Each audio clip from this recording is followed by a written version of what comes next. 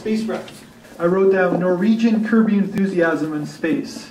And it's sort of like, he does the right thing, but he gets punished for it, which is always a theme of Kirby enthusiasm. I really liked how it ended because it probably broke because he was hitting it before. It just shows that even if he listened to his friend before, he would have killed himself. But the fact that he didn't listen is what killed him in the end. So I just think that's pretty funny that his relationship with the friend in general is what got him killed, and that whether or not he listened to him would just finish him. We seem to get a lot of laughter out of this film, and then it kind of got a little quiet in the end in here. People were very quiet about this, even though it was somewhat kind of supposed, I guess the payoff was supposed to be somewhat tragic comedy. I love this one, actually. I mean, I was reading the subtitles from the beginning until the very end. It was just an interesting way to handle a very heavy topic, which is basically that these French guys are committing suicide, and, you know, they're functioning as asteroids and hitting this spaceship, and it's this really weird situation.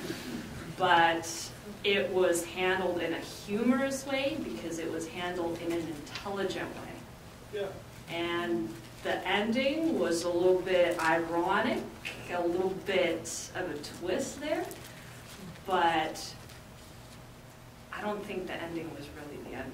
Well, I was hoping he could spin the station or do something physical to attract them visually. He was trying to do it with a flashlight. Yeah.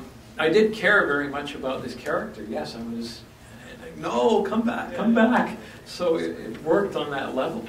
And again, a very good-looking film, and their models were very nice. The spaceship models that they did within their budget.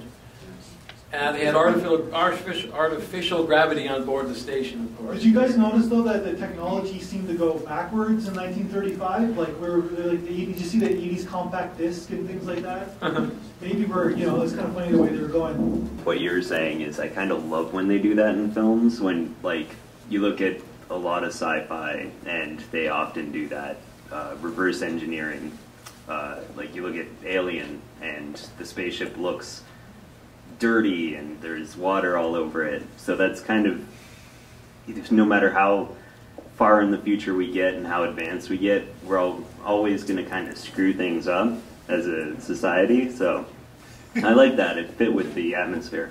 Oh, I liked it, and I think it's also about choice. Because that guy, he made choice every day of how to think about his life.